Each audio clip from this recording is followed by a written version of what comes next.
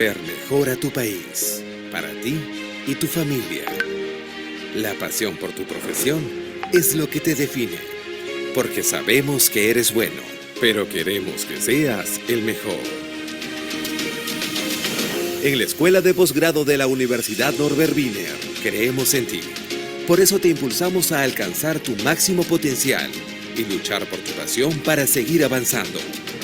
Somos parte del grupo Wiener Carrión y hace más de 50 años impulsamos una experiencia educativa que trasciende en nuestro país. En nuestra escuela de posgrado contamos con más de 12 años de experiencia, brindando así una formación integral en salud, criminalística, educación, gestión pública, investigación, derecho e innovación. Nos comprometimos con nuestro país en formar profesionales del más alto nivel, líderes con propósito social, líderes con excelencia académica. Impulsados por una gran red de universidades en todo el mundo, con convenios nacionales e internacionales que promueven la movilidad estudiantil y docente a través de pasantías, clases espejo, congresos y eventos internacionales de primer nivel. Nos impulsa el generar conocimiento propiciando el aprendizaje mediante la investigación y producción de artículos publicados en las principales revistas científicas del mundo. Nos impulsan nuestros docentes investigadores. Nos impulsan nuestros alumnos y egresados. Profesionales íntegros y competentes con visión global, capaces de superar cualquier obstáculo para seguir avanzando. Nos impulsa la misma pasión que te motivó, esa pasión que impulsa al máximo tu potencial. ¿Y a ti? ¿Qué te impulsa a crecer? Posgrado Universidad Norbert Wiener, tu impulso.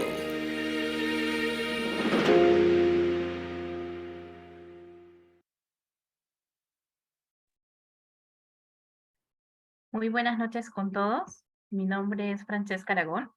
Soy asesora educativa posgrado de la Universidad Norbert Wiener y quiero agradecerles por participar el día de hoy en nuestro webinar ¿Cuál es la técnica correcta para aplicar insulina?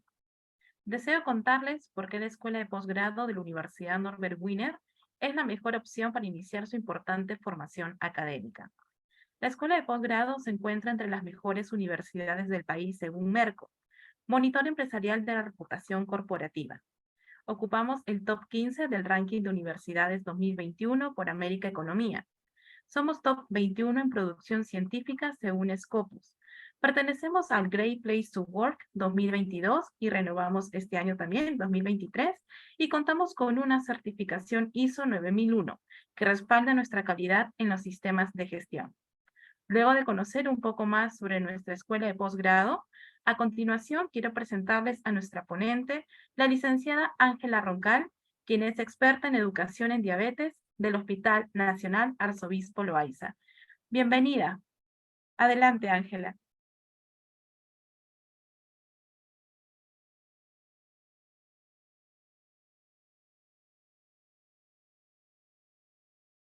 Buenas noches.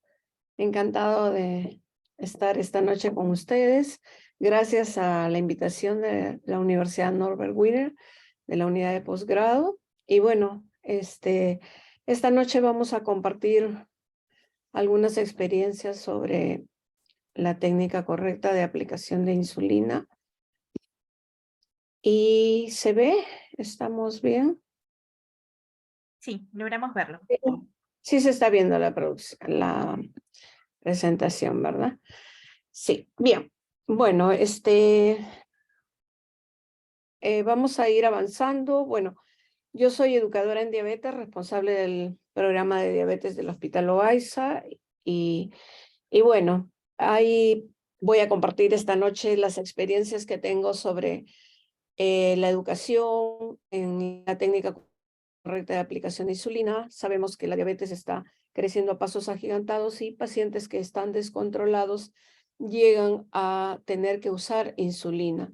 Tenemos que educar a nuestros pacientes para que ellos no se sientan, digamos, que su enfermedad ha avanzado tanto que de pronto van a fallecer porque ya les tocó usar insulina.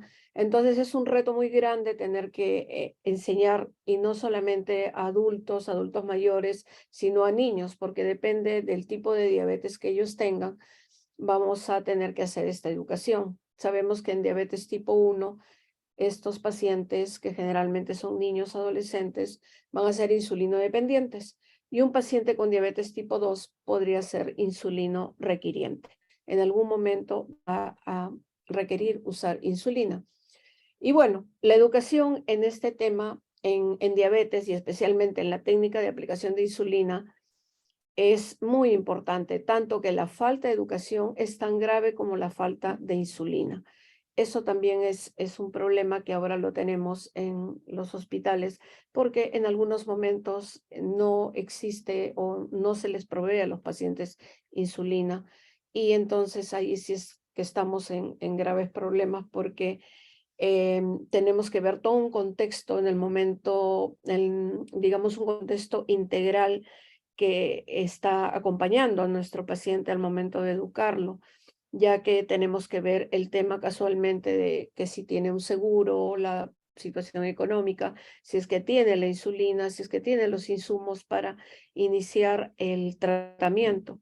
Entonces, esto también es un reto porque hay momentos en que no los tenemos y tenemos que, bueno, ya que nosotros somos proveedores de la salud y también tenemos digamos, el factor humanitario y la humanización que ahora está, digamos, es fundamental para poder tener una empatía con nuestro paciente y poder hacer la educación lo mejor posible, pues vamos a tener que individualizar esta educación, individualizar las metas que va a tener cada paciente, y es lo que tenemos que hacer con cada uno de ellos.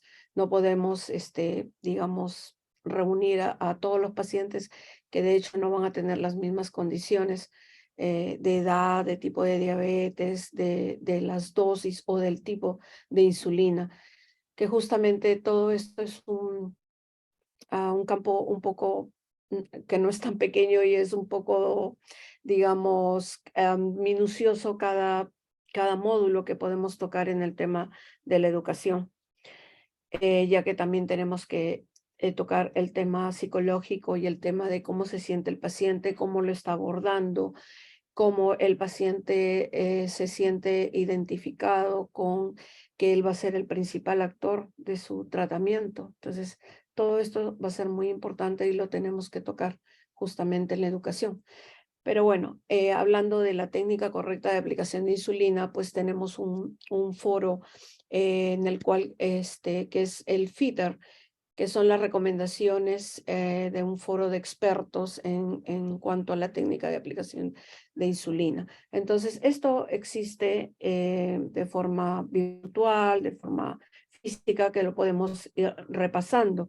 Y esto es parte también de la educación que se le va a brindar a los profesionales de la salud que están involucrados en este tema, ¿no? Que pueden ser los educadores en diabetes, que va a ser médico, nutricionista, enfermera, psicólogo.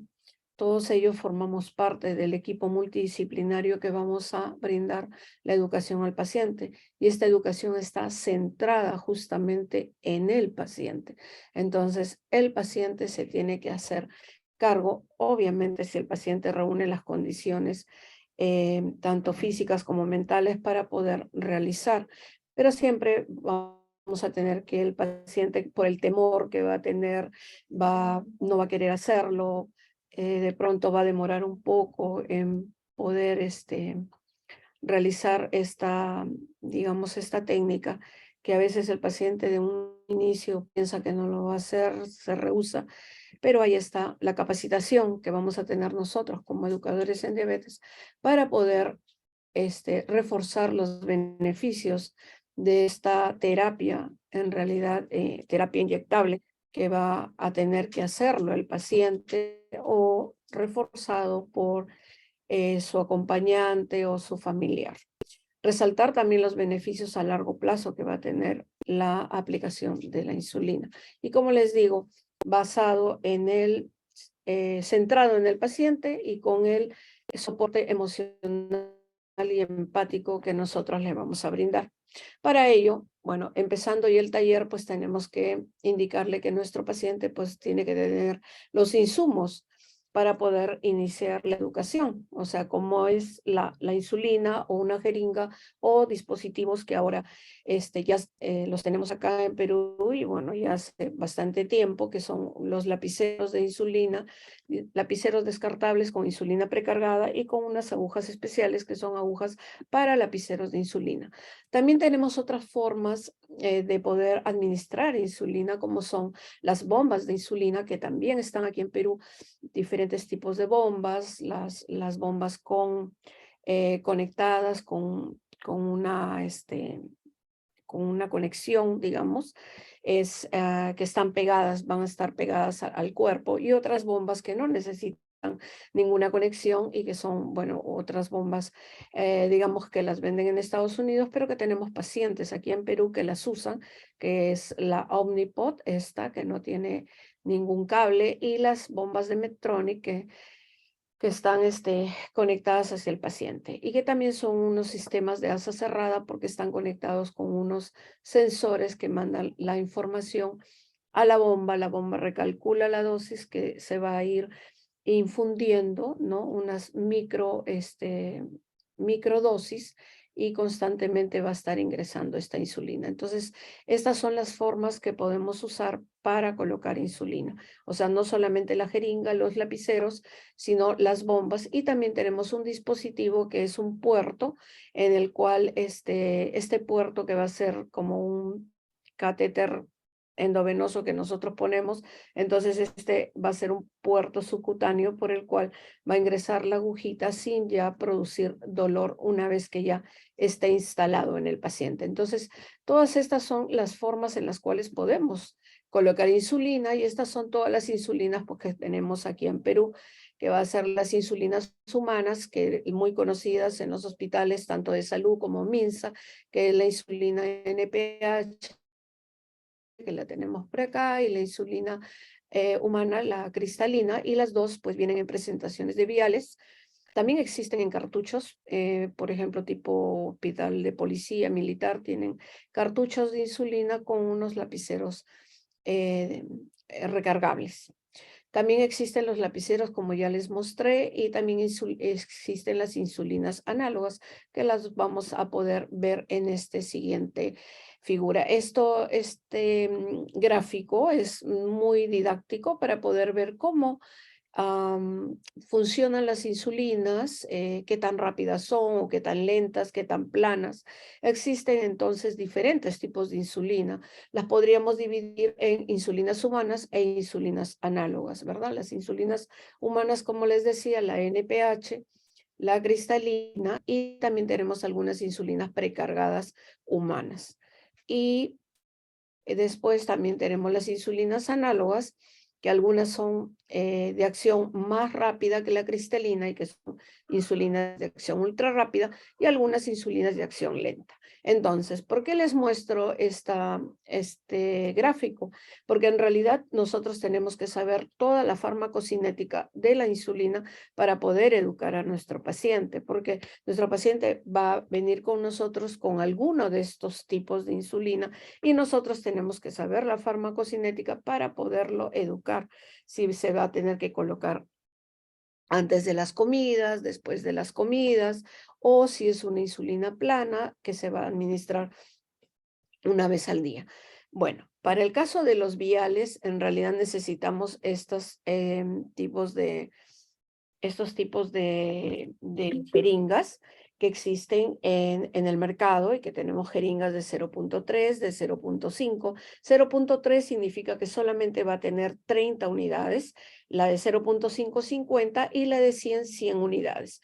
En realidad aquí tenemos pocos pacientes que van a usar digamos, dosis mayores a 50 unidades. Entonces, mientras más pequeña sea la jeringa y obviamente que pueda ingresar la dosis del paciente, entonces vamos a estar más seguros de que el paciente no se confunda en la dosis de la insulina, ya que existen jeringas de insulina y otras jeringas de tuberculina que en algunos lugares todavía existen y que son en realidad unas jeringas que no son adecuadas para la administración de insulina, ya que la aguja es muy grande, es más gruesa y también están graduadas con, digamos, 0.1, 0.2 y es esta de acá, de 100 unidades, y que en realidad es un poquito, digamos, peligrosa, yo diría, hasta porque los pacientes se confunden mucho con estas jeringas. Entonces, sí tenemos que tener en cuenta el tipo de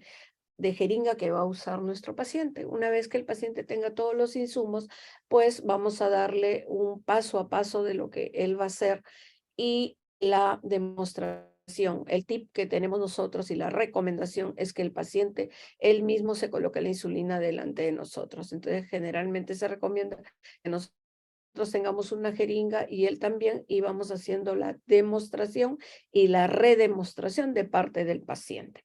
Entonces, eso nos va a ayudar mucho a que el paciente pierda el miedo a colocarse la insulina y pues definitivamente captar justamente todo este proceso va a ser más sencillo ya que él está mirando, está escuchando y lo está haciendo.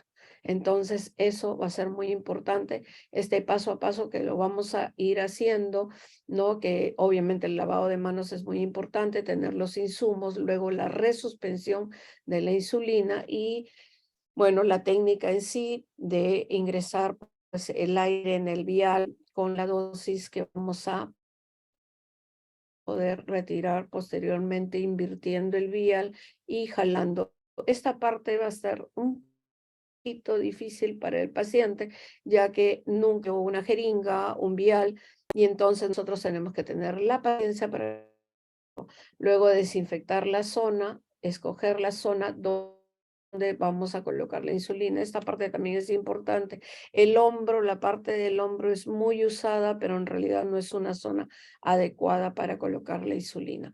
Una vez que hemos terminado la colocación, la eliminación de la jeringa en un dispositivo de bioseguridad va a ser muy importante, pero nuestro paciente va a decir, yo no tengo esta cajita en mi casa. Bueno, nos tenemos que adaptar justamente con una botella de yogur, lejía, agua, donde el paciente pueda descartar.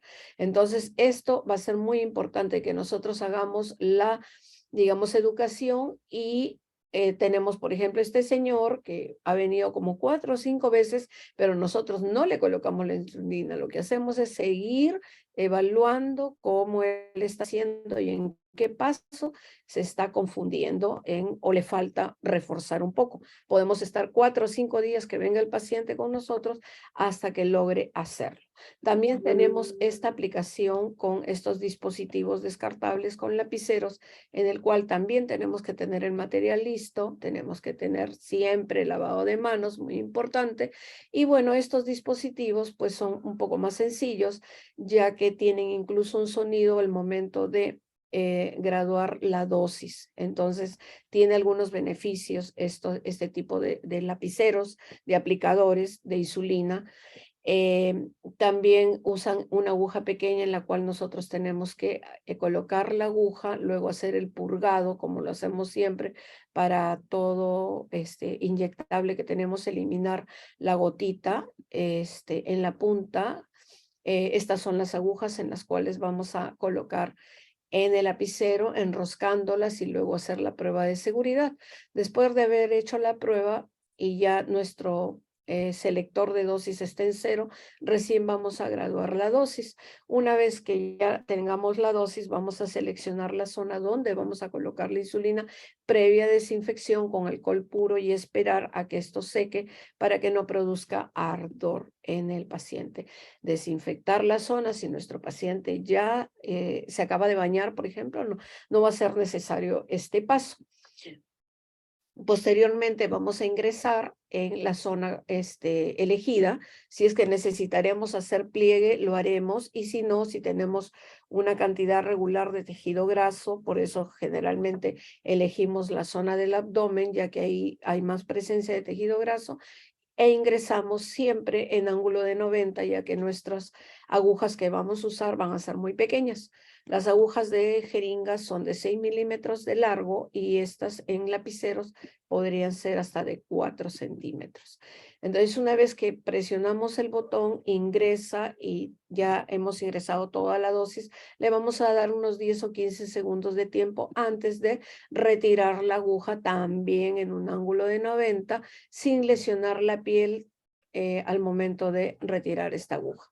Posteriormente vamos a retirar la aguja del dispositivo y de esta forma es como ingresa la aguja en un ángulo de 90 solamente en la capa subcutánea, porque la indicación de aplicación de insulina es en el subcutáneo, en el tejido graso, y evitar agujas muy largas para que la insulina no llegue a la capa muscular que está debajo del subcutáneo y pueda producir una hipoglicemia, ya que lo que va a pasar es que la insulina se va a absorber de forma muy rápida.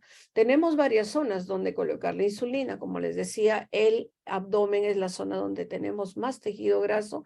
En la parte superior del cuadrante superior externo, que es donde colocamos la insulina, ahí también tenemos tejido graso. En los brazos va a ser en la parte posterior donde tenemos tejido graso, por ejemplo acá, y no en el hombro, que es una zona muy usada, ¿no? Por mis colegas, por ejemplo, vemos aquí exactamente la parte amarilla que no es del hombro, sino en la parte posterior donde existe tejido graso. En la parte del abdomen, pues vamos a tener que alejarnos del ombligo unos 4 dedos para empezar a colocar la insulina. Vemos que no está pegado al ombligo. Entonces, pegado al ombligo, esa zona, la piel es más dura, es más vascularizada. Podríamos coger un vasito y colocar la insulina directamente en el torrente sanguíneo.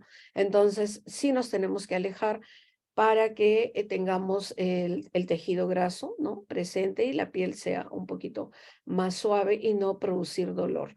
El dolor es un factor muy importante para que nuestro paciente tenga adherencia al tratamiento y se coloque la insulina en su horario y en la frecuencia que le toca, ya que tenemos algunos pacientes que están con tratamiento intensificado y podrían colocarse, por ejemplo, insulina NPH mañana y noche y colocarse unos bolitos justamente antes de la comida, que generalmente este tratamiento intensificado lo tienen los pacientes tipo 1 y algunos pacientes con diabetes tipo 2. Tenemos algunos selectores como estos, por ejemplo, que nos pueden ayudar justamente a la rotación, porque también otra parte muy importante va a ser rotar la zona de colocación y no colocar en el mismo lugar, ya que podría formarse unos abultamientos que se llaman lipodistrofia, o sea, la grasa se va a atrofiar y se va a formar como unos bultitos. Entonces, por ejemplo, esta perita, que es un selector de zona de aplicación de insulina,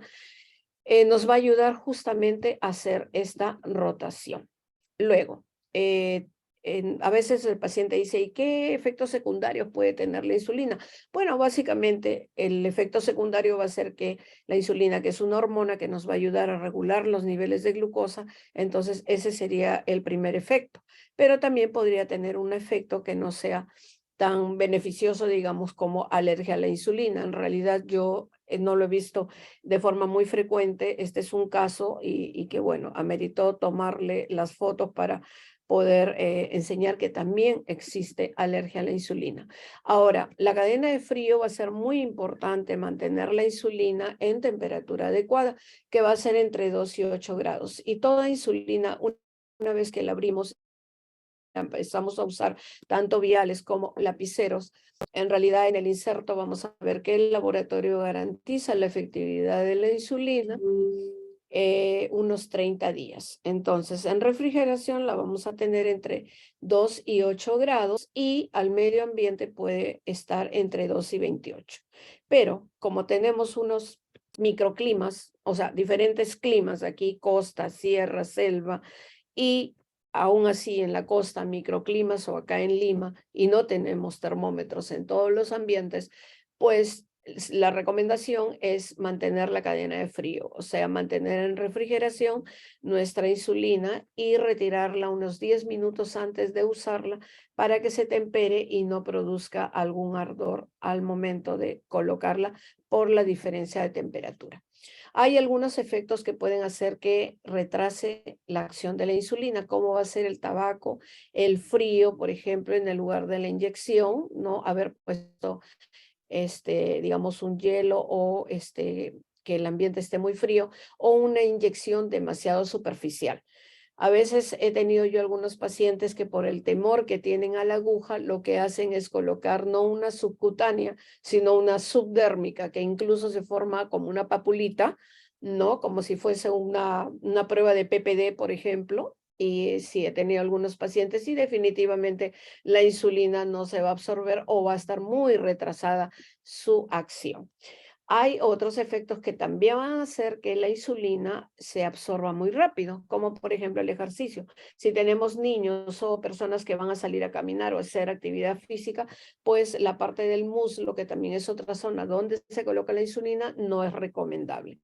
Ahora, masajear o hacer producir algún calor en la zona, como por ejemplo el hacer el ejercicio en los cuales los miembros inferiores o los muslos se van a calentar, va a hacer que la insulina se absorba de forma lenta. Ahora, una inyección también muy profunda va a hacer que también se adelante la absorción. Entonces, masaje, calor, ejercicio o una inyección muy profunda puede hacer que la insulina se absorba muy rápido, y especialmente las inyecciones intramusculares, que podrían llevar al paciente a tener un riesgo de producir una hipoglicemia.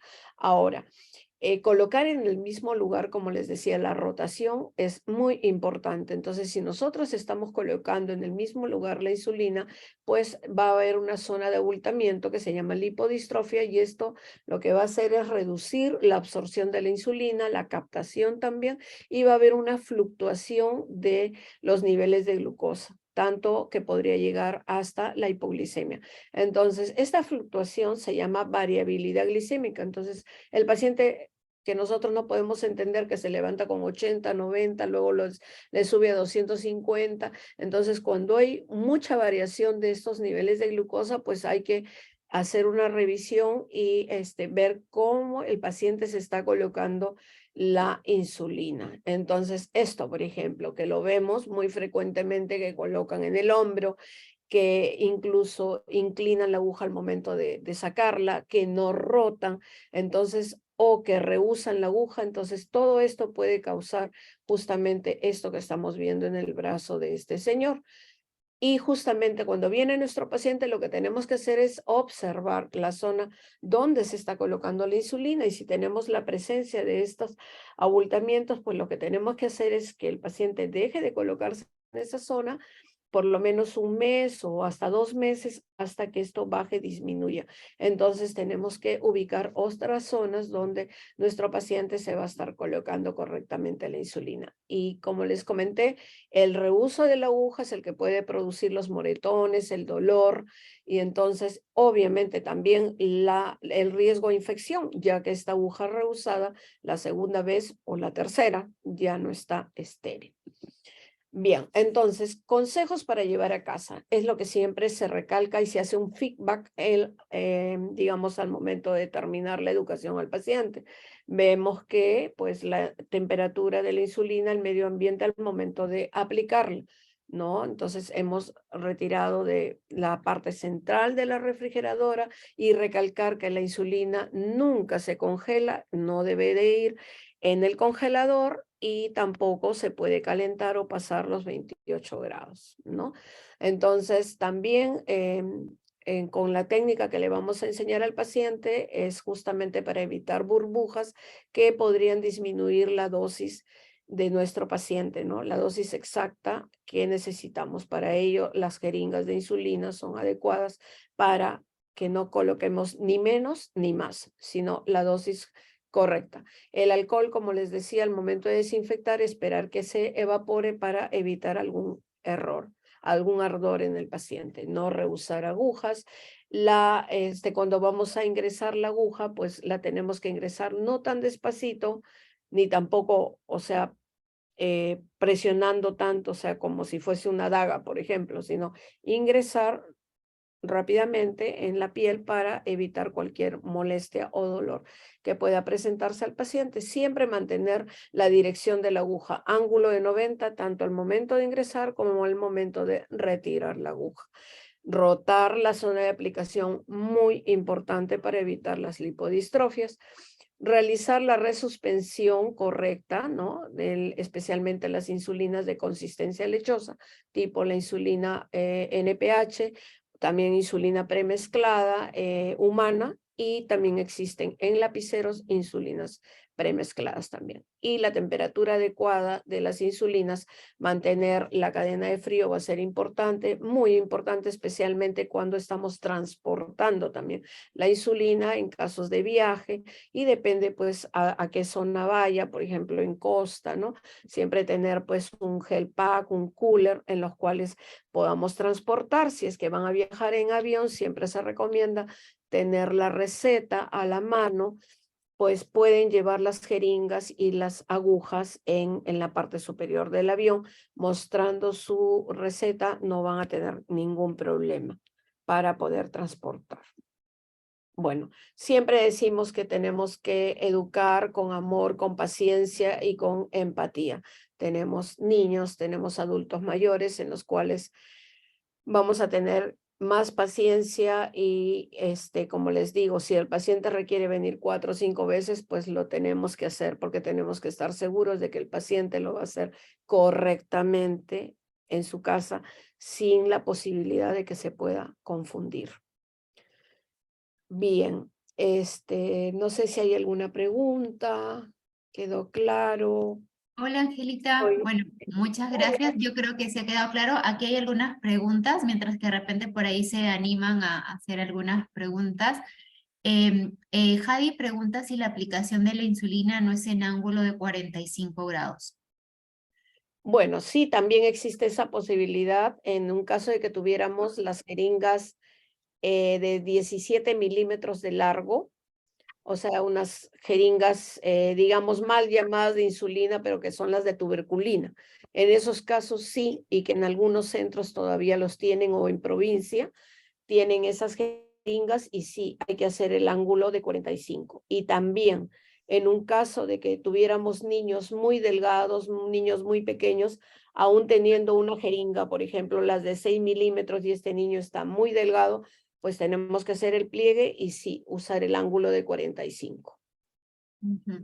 Yo tengo otra pregunta que a veces los pacientes también hacen. Justo tú hablabas que habían pacientes que podían utilizar NPH y cristalina. Se puede, y a veces justo les toca ponerse en el mismo momento la cristalina y la NPH. ¿Se puede mezclar en una misma jeringa esas dos insulinas o cada uno entra por separado? Sí, sí se puede, siempre y cuando eduquemos al paciente y tengamos la seguridad de que lo va a hacer como le estamos mostrando, porque, bueno, en el hospital, en algunos casos, hemos enseñado a los pacientes, adultos mayores, y no, como que no lo entienden, entonces la recomendación es que lo hagan por separado.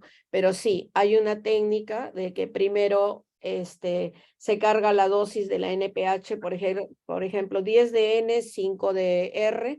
Cargamos los 10 de aire de la NPH e introducimos en el vial de la NPH, sacamos, luego cogemos la cristalina y son 5, jalamos 5 de aire, introducimos en el vial de la cristalina, luego jalamos la insulina cristalina, o sea, la primera insulina que se va a cargar en la jeringa va a ser la cristalina, pero ya hemos ingresado el aire en el vial de la NPH.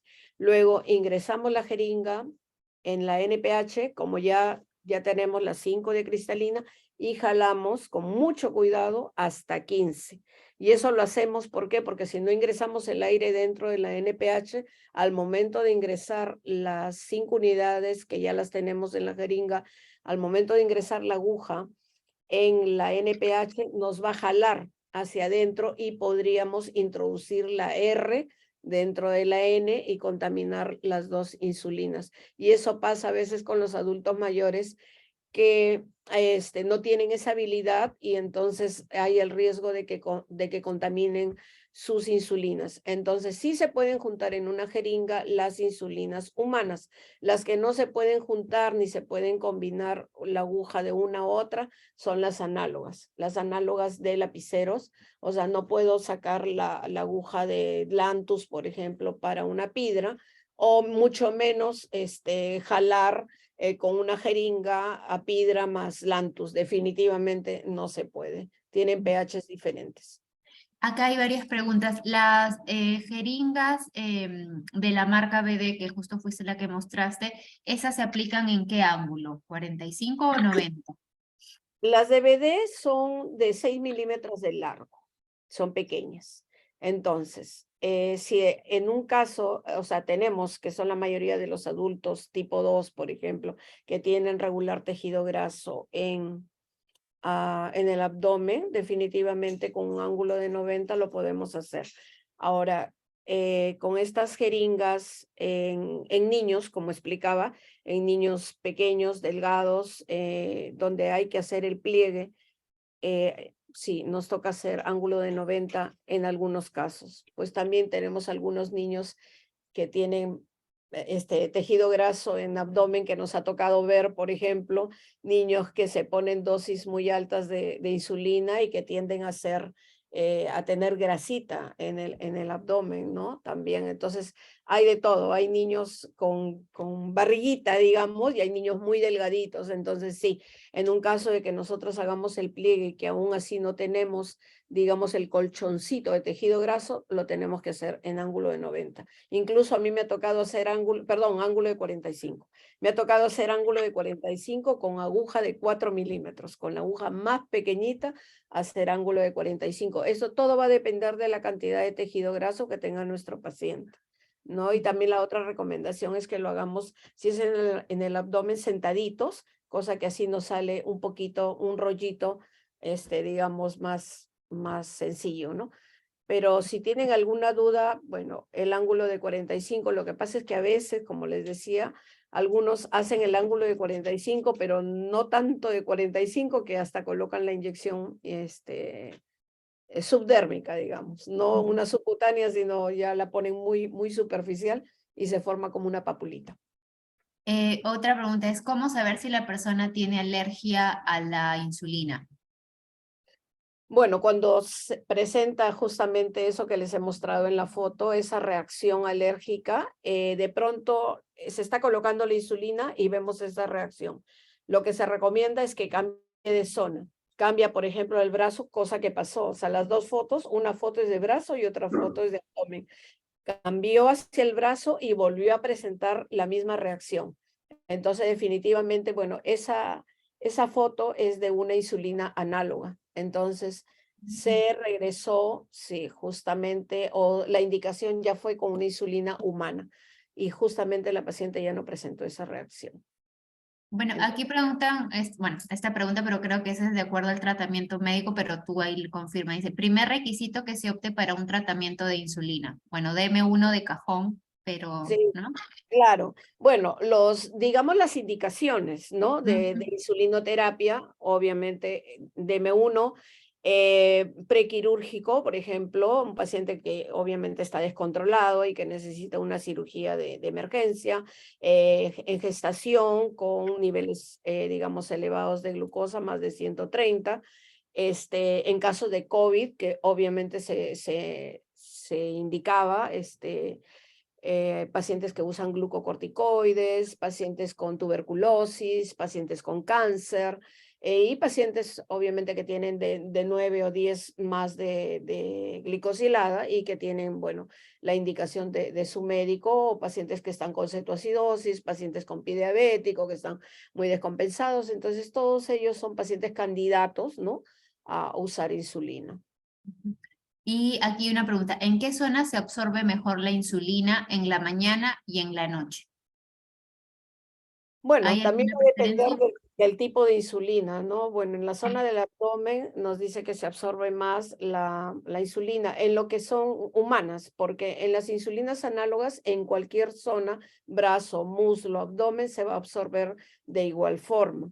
La recomendación es que si nuestro paciente tiene una insulina, digamos, de acción lenta y una rápida, lo ideal es que escoja un lado, por ejemplo, el lado derecho del abdomen para las rápidas y el lado izquierdo o cualquiera de los dos lados, pero para un lado la rápida y para otro lado la lenta. Pero si son insulinas análogas, en realidad cualquiera de las zonas se va a absorber de igual forma.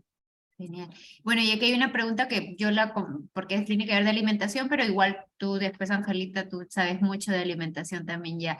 Dice, siempre se debe comer 30 minutos después de aplicar insulina y en realidad depende. En realidad si es insulinas de corta duración o las que se usan para corrección, como vendrían a ser las ultra rápidas o la cristalina, esas se tienen que aplicar si es cristalina 45 minutos antes de comida, porque incluso el pico de acción de la cristalina es 1 hora después de aplicada. Entonces justamente como tiene que entrar con la comida, la recomendación es que sea 1 hora antes. Y en las ultra rápidas, como son la glulicina, la Aspart o la Lispro, esas mínimo 15 minutos, pero también hay algunos truquitos que de acuerdo al valor que tienen de glucosa o los gramos de carbohidrato, también es el tiempo de espera. Pero las ultra rápidas son 15 minutos antes. Con las NPH o con las insulinas basales de larga duración, con esas no necesitan con comidas, ¿no? Con la NPH hasta donde ayer o hasta hoy día de repente, no. Lo que pasa con la NPH es que usualmente, bueno, Angelita, ahí me lo confirmas, los médicos a veces dividen las dosis en dos y a veces le ponen mucha dosis en la noche. Entonces va a haber un momento donde va a haber mucha insulina en el cuerpo y va a generar una hipoglicemia, pero eso ya es manejo del médico y bueno, del tratamiento, ¿no? Y de repente, Angelita, ustedes, por ejemplo, yo me acuerdo cuando te he visitado, ustedes le piden al paciente que reporten sus valores de glucosa cada cierto momento en el programa también, ¿no? Sí, bueno, claro, pacientes que están intensificados, por ejemplo, en el hospital, cuando están hospitalizados, los controles generalmente son 6 de la mañana en ayunas, 2 de la tarde, que supuestamente son 2 horas después de la comida, y a las 10 de la noche también, justamente, especialmente para aquellos que usan NPH. También hay que ver justamente a qué hora es la cena y a qué hora colocan insulina, porque eso pasa mucho en hospitalización. De pronto tienes una cena a las 6 de la tarde, colocas una dosis que, como tú dices, podría ser muy alta a las 10 de la noche, o de pronto no cenó y colocas una dosis de 5 u 8 unidades a las 10 de la noche, por decir, y tienes ese paciente que hace un cuadro de hipoglicemia a las 2, 3 de la mañana aproximadamente, que generalmente es lo que se tiene, ¿no? Entonces, sí es importante evaluar digamos, los niveles de glucosa y evitar las hipoglicemias, porque justamente un paciente que hace hipo, luego ya no se va a querer colocar la insulina. Entonces es muy importante que tengamos, digamos, la seguridad de la cadena de frío también, porque si la insulina se congeló o se calentó y nosotros colocamos insulina, pues definitivamente no vamos a encontrar ningún efecto, ¿no? Y si está usando una técnica inadecuada, con una aguja muy grande, y se lo colocó en músculo, entonces este paciente tiene más riesgo a tener hipoglicemia. Y entonces siempre hay que controlar las hipos, las altas, para que nuestro paciente pues tenga una buena adherencia al tratamiento. Entonces, la técnica correcta es muy importante. Y justo ahí te terminamos con esta última pregunta. Dice, ¿cómo se determina que el paciente presente hipoglicemia o hiperglicemia también? Bueno, definitivamente el glucómetro nos va a ayudar, la sintomatología también, ¿no? Especialmente, bueno, los adultos mayores y algunos tipo 1 que tienen hipoglicemias frecuentes, a veces las tienen asintomáticas. Entonces, digamos que no nos podemos confiar en la sintomatología. Entonces, el glucómetro tiene que estar pues a la mano, tanto acompañado con el paciente o en los servicios, ¿no? Tenemos que tener un glucómetro operativo con tiras reactivas que no estén vencidas y que estén en buenas condiciones.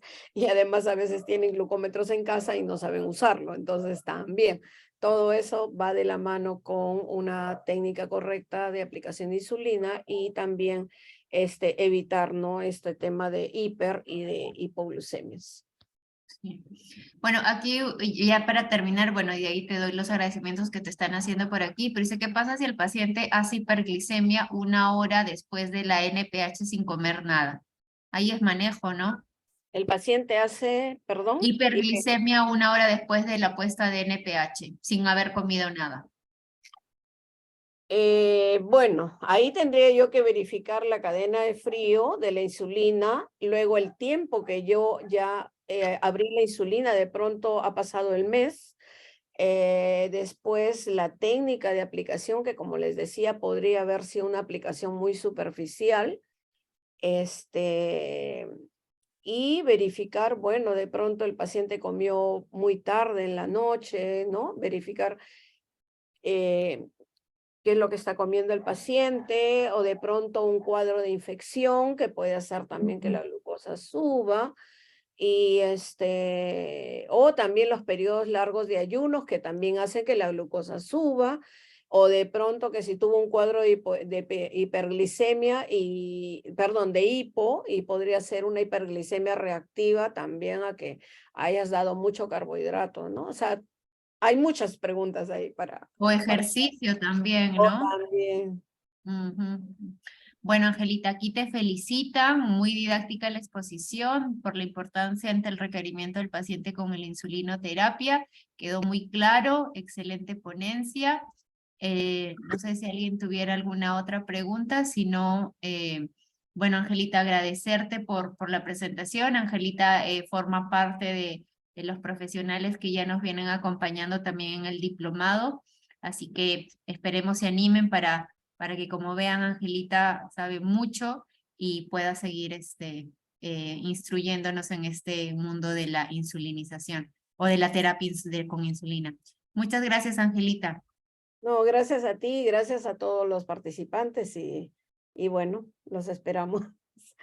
Sí, los esperamos. Gracias, un abrazo, Carito, y buenas noches a todos. Gracias, Angelita. Bueno, ahora, si dejas de compartir, Angelita, muchas gracias. Bueno, ahora yo les quiero, bueno, me voy a presentar. Yo soy Carolina Castrillón, soy nutricionista, soy maestra en diabetes y obesidad, soy candidata a un doctorado ahorita en ciencias de salud y soy la coordinadora del diplomado de terapia diabética.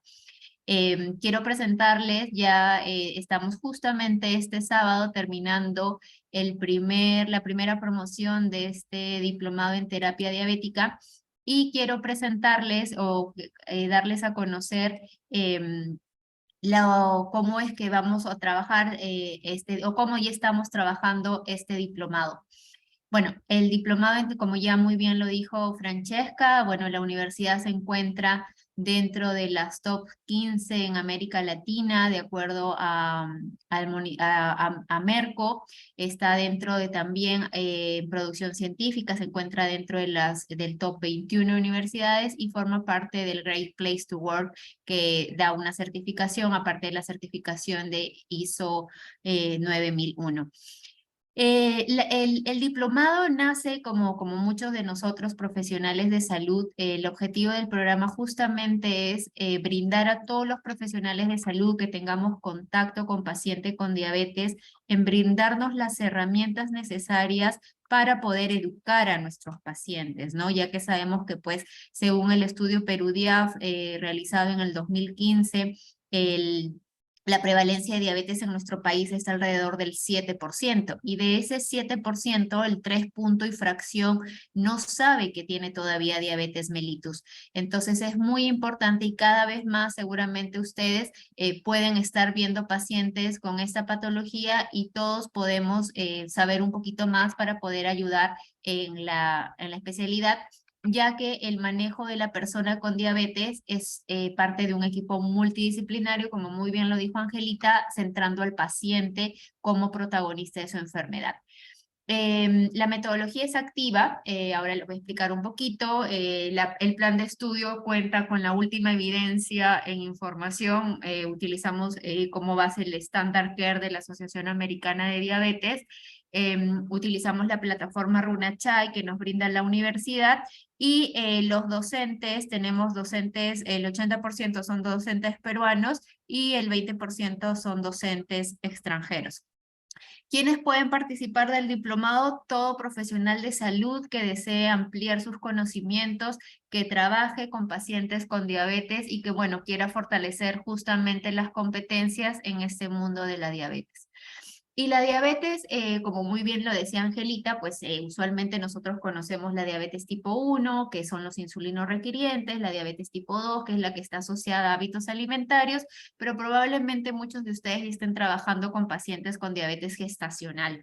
Y también hay otras pacientes como las diabetes MODY, las diabetes mitocondriales, las diabetes neonatales, pero el diplomado en sí toma al 90% o al 95% de las diabetes, que considera a la diabetes tipo 1, a la diabetes gestacional, que cada vez están aumentando las cifras de mujeres con diabetes gestacional. Según un estudio de la maternidad de Lima, reportaba que el 14% de su población que iba a dar a luz a la maternidad de Lima ya presentaba diabetes gestacional, y bueno, esta diabetes gestacional se caracteriza por ser diagnosticada en el momento del embarazo. No es una diabetes tipo 2 o una persona con diabetes tipo 1 que es embarazo, sino se diagnostica en el momento del embarazo.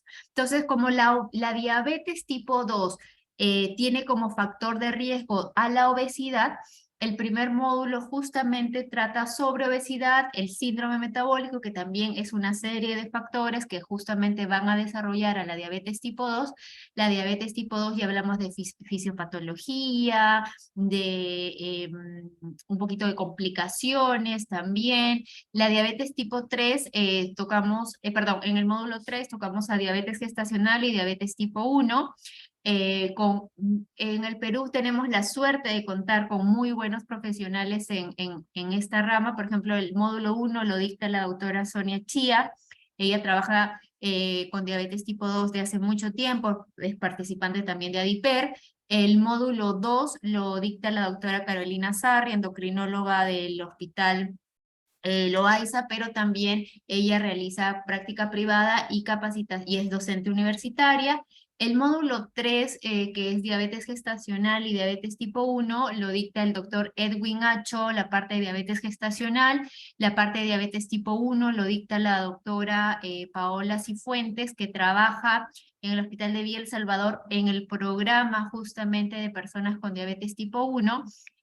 El módulo 4, las complicaciones de la diabetes, lo dicta la doctora Carolina Sarria. El módulo 5 lo dicto yo y también lo comparto con la doctora Mari Dextre. Ella es nutricionista especialista en listas de intercambios de alimentos, porque por ahí para los nutricionistas aprendemos a veces intercambios de alimentos con Asociación Americana de Diabetes, pero no está el oyuquito, no está la arvejita partida, no está el choclo peruano. Entonces, la idea es que la lista de intercambio de la ADA, peruanizarla para que podamos enseñar a nuestros pacientes con alimentación peruana la alimentación correcta de la persona con diabetes.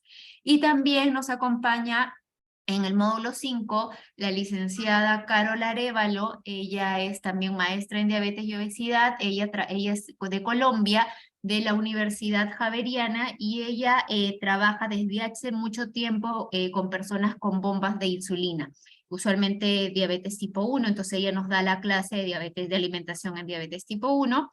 Y el módulo 6, que ya habla un poco de tecnología, de actividad física, educación, la licenciada Ángela Roncal nos acompaña dándonos un poquito más amplia esta información que nos ha dado a ella. Ella es educadora en diabetes, también especialista en monitoreo continuo de glucosa. Nos da su mirada de cómo deberíamos mirar estos nuevos dispositivos que estamos trabajando con personas con diabetes tipo 1. La parte de actividad física y de educación también la brinda la doctora Ana Karina Olmedo, que es médica ecuatoriana, que también es maestra en diabetes y obesidad y trabaja en Ecuador educando a pacientes con diabetes. Entonces, esto es un poco de la plana docente, y tenemos como asesor científico al doctor Julio Ley. El doctor Julio Ley es endocrinólogo peruano. Él ojalá nos pueda acompañar en alguna de las clases, si no, en algún momento él está dentro del diplomado. Él es médico peruano, endocrinólogo, pero trabaja en la Universidad de Florida atendiendo pacientes con diabetes tipo 2 gestacional y también con tecnología de la diabetes. La certificación es un diplomado de especialización en terapia diabética que lo brinda la universidad.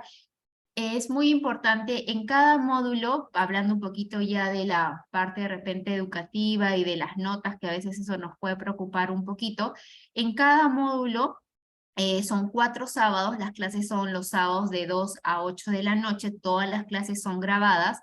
En cada módulo y en cada semana, que dura 4 semanas cada módulo, los docentes presentan información actualizada en base a artículos de investigación que se trabajan en equipo, porque ya nosotros queremos trabajar al diplomado como trabajamos fuera, los que ya vemos diabetes, como dentro de un equipo multidisciplinario.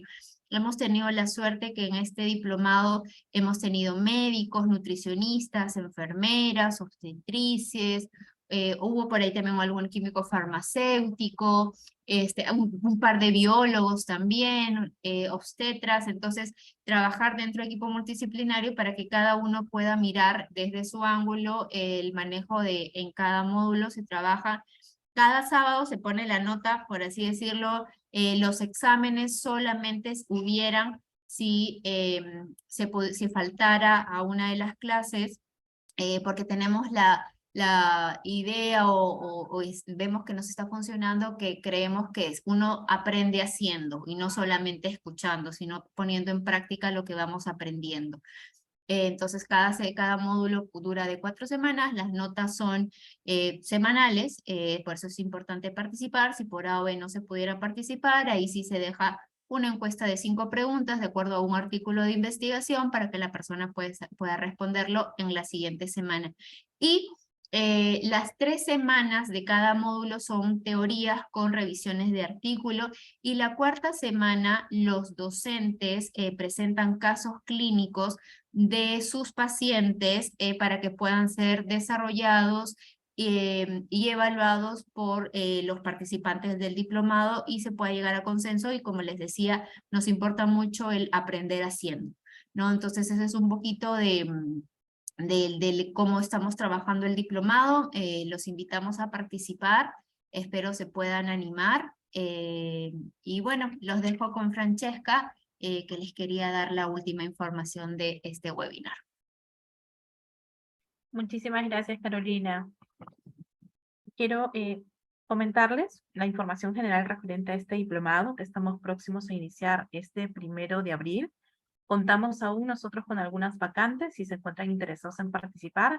Como bien comentó Carolina, es un diplomado que tiene como duración 6 meses. Las clases son todos los sábados de 2 de la tarde a 8 de la noche. Son clases sincrónicas, es decir, con un docente en vivo. Igual estas clases quedan grabadas para posteriores consultas. La modalidad de inicio a fin es 100% virtual. En cuanto a la inversión, el diplomado tiene una inversión de 3.600 soles, el cual comprende una inscripción de 300 soles y 6 cuotas mensuales de 550 soles. Nosotros contamos con ciertos convenios con colegios profesionales, el cual les otorga un 15% de descuento en sus cuotas mensuales. También tenemos convenios con MINSA, Salud, entre otras instituciones que podrían consultarnos. Asimismo, yo voy a dejar mis datos a través del chat si estuvieran interesados en poder solicitar mayor información. De igual forma, quiero comentarles también que tenemos descuento para nuestros egresados, tanto de Carrión como de Winner. Es un 20% de descuento. Ambos descuentos, tanto el 15 y el 20%, es aplicado sobre sus cuotas mensuales. Asimismo, los requisitos que nosotros solicitamos es su DNI o pasaporte, una copia de su grado académico de bachiller. Asimismo, una solicitud de inscripción debidamente llenada, es un formato propio de la universidad que nosotros le proporcionamos, y la constancia de los pagos pertinentes para poder dar inicio al programa. Quiero poder invitarlos a participar. Como les comentaba, ya tenemos un grupo inscrito. Asimismo, veo a varios participantes que ya están inscritos también en este diplomado. Los veo aquí conectados para poder tener quizás un poquito más de información. Yo estoy dejando aquí mis datos a través del chat. Mi nombre es Francesca Aragón. Un correo electrónico es maria.aragon@uwinner.edu.pe. Mi celular y un link de WhatsApp por si están interesados en solicitar mayor información referente a este diplomado. Asimismo, como se mencionó, es un diplomado multidisciplinario, es decir, que está dirigido a todo profesional de la salud. Hemos contado hasta con odontólogos en nuestra primera edición, obstetras, químicos farmacéuticos, psicólogos también, así es que yo los invito a que puedan participar. No sé, Carolina, ¿podrías por favor pasar a la siguiente diapositiva? Estos son nuestros descuentos. La inversión regular, como les mencionaba, es de 3.600. Siempre, bueno, la inscripción, si no está afecta al beneficio. El número de cuotas son 6. Asimismo, las cuotas regulares son de 550. Sus cuotas con el 15% de descuento por convenio son de 468 soles. Y para nuestros egresados son 440 soles. Asimismo, si usted desea realizar un pago al contado, tendrá un beneficio adicional. En ese caso, yo agradecería puedan contactarse conmigo para poder hacerles llegar la información detallada. Como les comenté en el chat, yo estoy dejando los links. ¿Puedes pasar, por favor, Carolina, la siguiente diapositiva? Estos son mis datos, como les mencionaba, Francesca Aragón, asesora de ventas posgrado, a cargo del diplomado en terapia diabética. Ese es mi correo electrónico y pueden escribirme, llamarme si gustan para poder obtener un poquito mayor información referente a este programa. Quiero agradecer su participación, también la participación de Carolina y de nuestra ponente.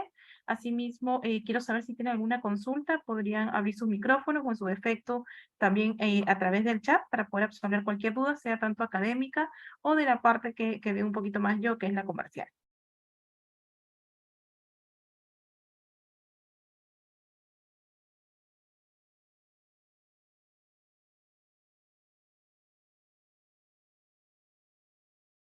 De igual forma, los invito a que se puedan quedar un ratito más. Vamos a enviarles un link en el cual usted va a poder llenar este formulario con sus datos para hacerles llegar sus certificados de participación en este webinar.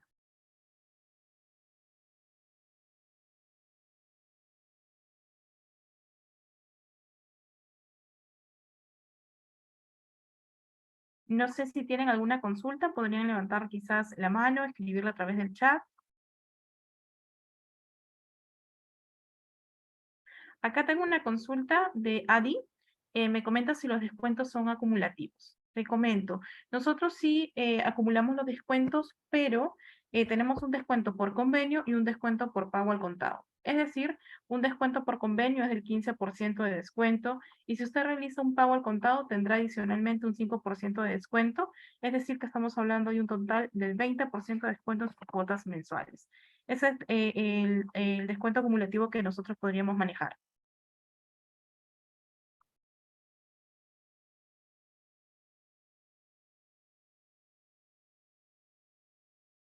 Muchísimas gracias, Maritza, por su consulta.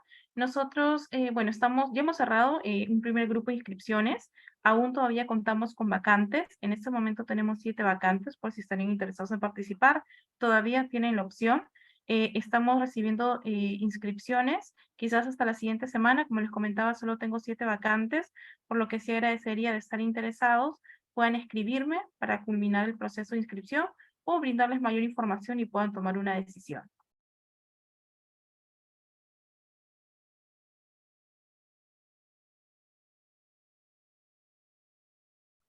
Carolina, si me puedes ayudar por favor con la consulta de Silvia. Nos dice, sí, te la leo. Tengo a veces pacientes diabéticos, no necesariamente trabajo siempre con ellos, pero me gustaría conocer sobre la terapia diabética, aunque no sea lo que vea siempre. Sí, aquí vas a aprender, Silvia, a tener la mirada y como te digo, si bien es cierto, la mayoría de ponentes son médicos, todos los otros profesionales de salud, no es especialmente para médicos, al contrario, es especialmente para profesionales de salud, para que todos podamos, cuando nos lleguen estos pacientes, poder atenderlos de una mejor manera, ¿no? Entonces vas a tener una mirada global justamente para que puedas utilizarlo como terapia diabética, porque la terapia diabética involucra alimentación, actividad física, educación diabética, medicación, entonces es bueno que todos los profesionales de salud estemos involucrados con todos esos procesos, ¿no?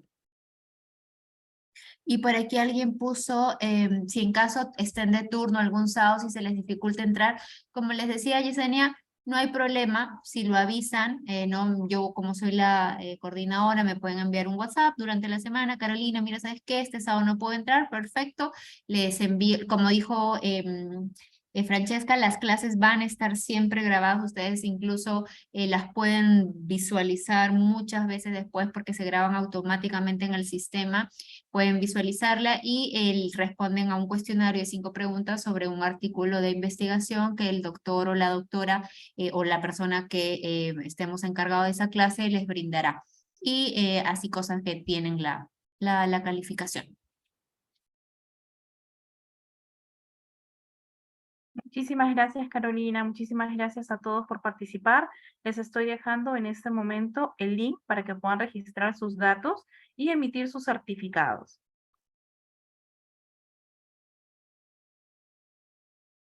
Buenas noches, señorita Chacaltana. No se preocupe. No sé si usted podría, por favor, enviarme, darle clic al WhatsApp o escribirme a mi número para poder hacerle llegar la ficha de admisión. Yo le estoy adjuntando en este momento también los canales por los cuales nos podemos contactar.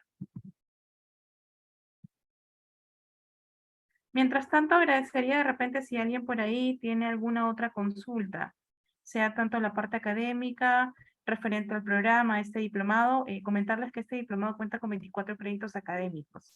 Disculpen, no lo hice mención anteriormente. Cuenta con 24 créditos académicos, dura 6 meses. Iniciamos clases este 1 de abril. Aún contamos con algunas vacantes, 100% virtual de inicio a fin. Dura 6 meses. Está dirigido a todo perfil profesional del sector salud, ¿no?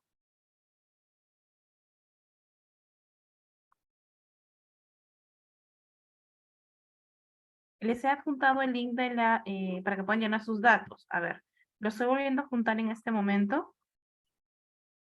¿Qué tal, Marili? Gracias por tu consulta. En realidad, no. Este no es un diplomado que se lleve de manera modular. Este es un diplomado que sí viene con varios módulos, ¿no? Sí, te mentiría si te digo que pudieras tomar solamente de repente algún tema de tu interés, pero no. Sí tendrías que llevar a cabo los 6 meses para poder obtener alguna certificación, ¿no? En este caso, el diploma otorgado a nombre de la Escuela de Posgrado de la Universidad Margaret Wheeler.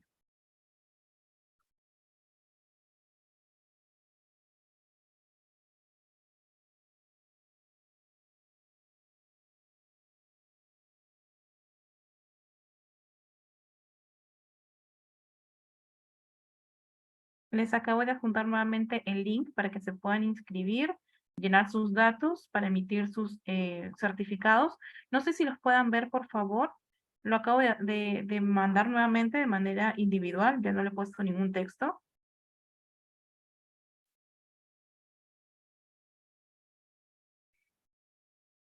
Jason, muchas gracias. Si se encuentra en este momento estudiando, no tiene de repente otra carrera, recién está ejerciendo su primera carrera, aún no podría participar de este diplomado, ya que el grado mínimo que nosotros requerimos es el grado de bachiller.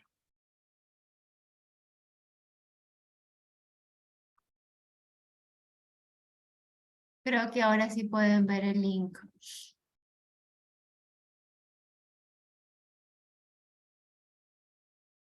Ahora sí, lo pueden ver. Lo he vuelto a colocar.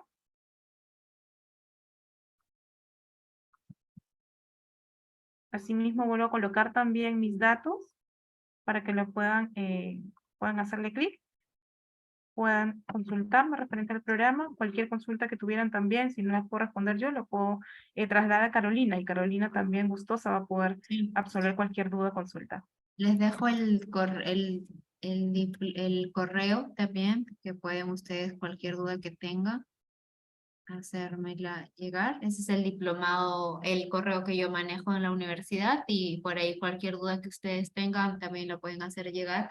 Pero como muy bien dijo Francesca, lo ideal es llevar todo el diplomado porque es parte de, cada módulo es un engranaje. Entonces, para poder realmente tener la terapia diabética como deberíamos trabajarla, son los 6 módulos que así lo hemos planificado.